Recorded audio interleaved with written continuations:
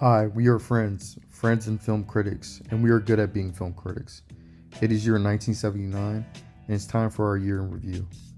1979 was a transformative year for the film industry, marked by significant economic challenges, but also by crucial developments in film production and culture that will shape the industry for years to come.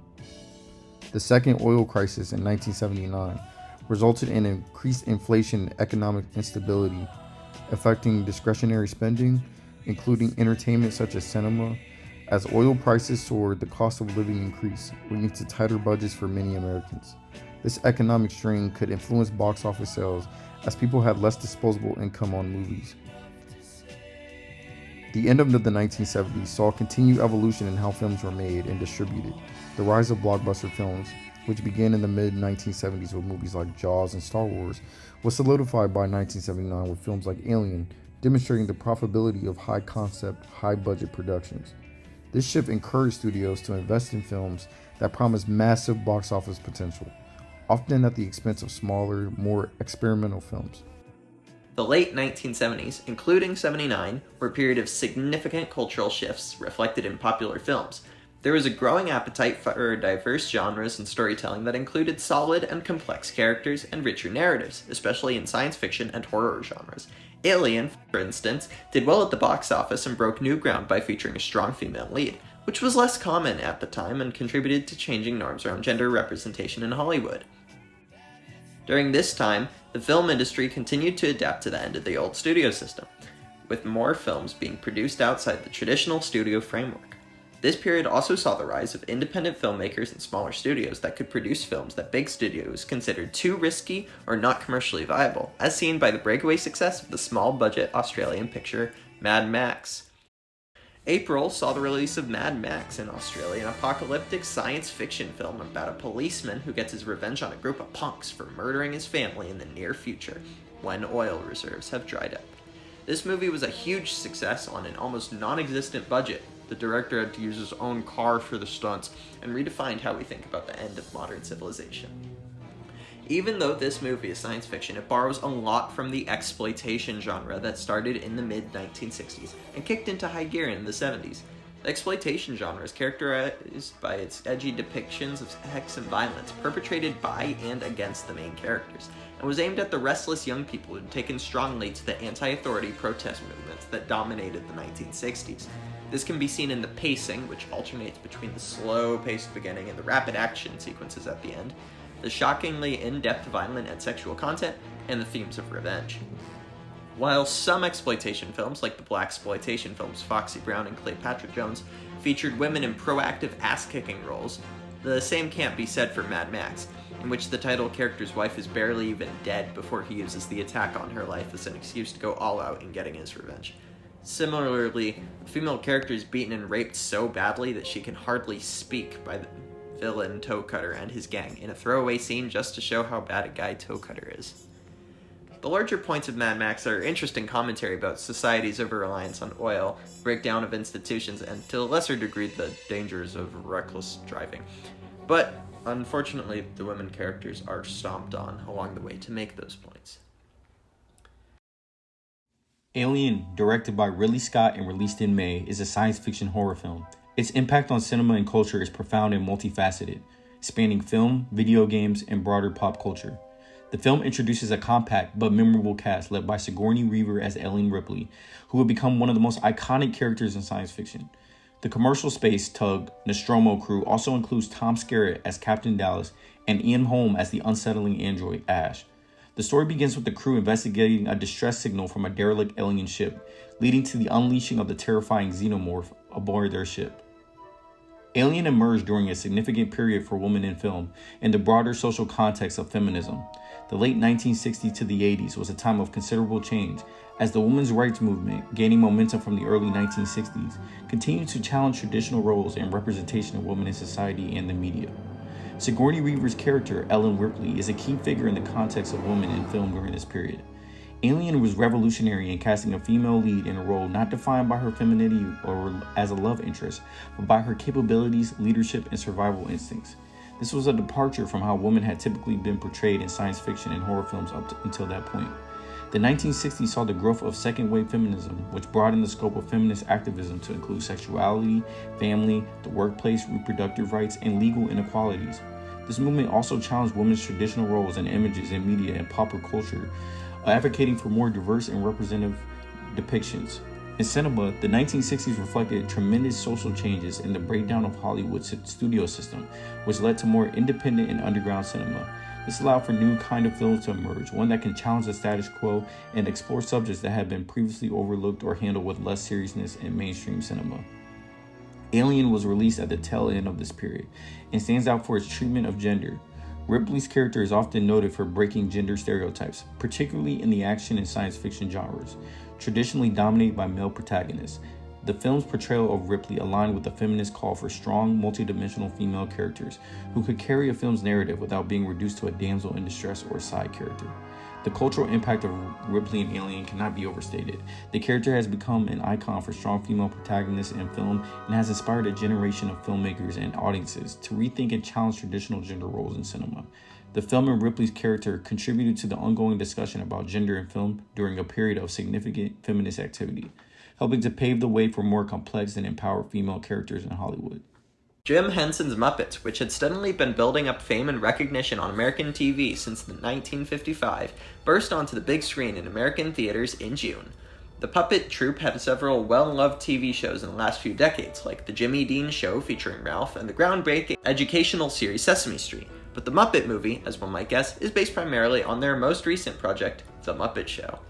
The Muppet movie is an origin story for the Jim Henson Company's puppet characters, or as Kermit the Frog, the ringleader of the crazy group, puts it as they gather together to watch the movie itself, it's sort of approximately how it happened.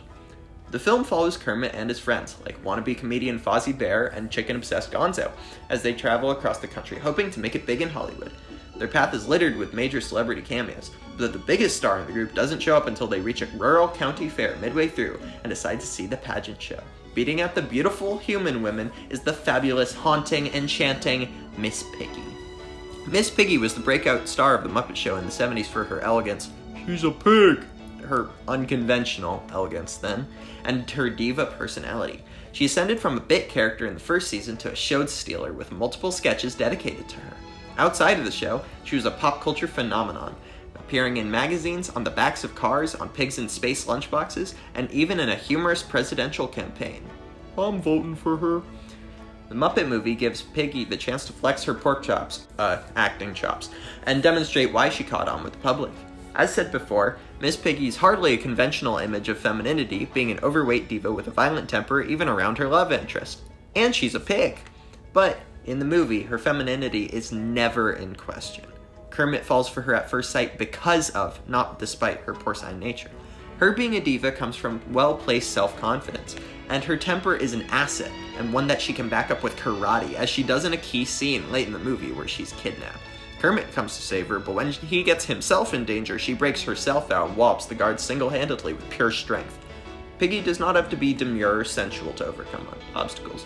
She's an unruly woman, an increasingly popular archetype that would grow over the next few decades. The Muppets are wild caricatures that look and act in ways that are much stranger than what is expected in contemporary society. They're nothing less than kind and colorful characters, even in their weirder moments. These weird puppets represent an alternative to 70s mainstream expectations of sexuality and gender, and none of them represent that better than Miss Piggy, the fat, angry pig who is an ideal woman. Perfect woman. Caligula is the tale of the Roman Emperor Caligula, who is infamous for his insanity and uninhibited behavior.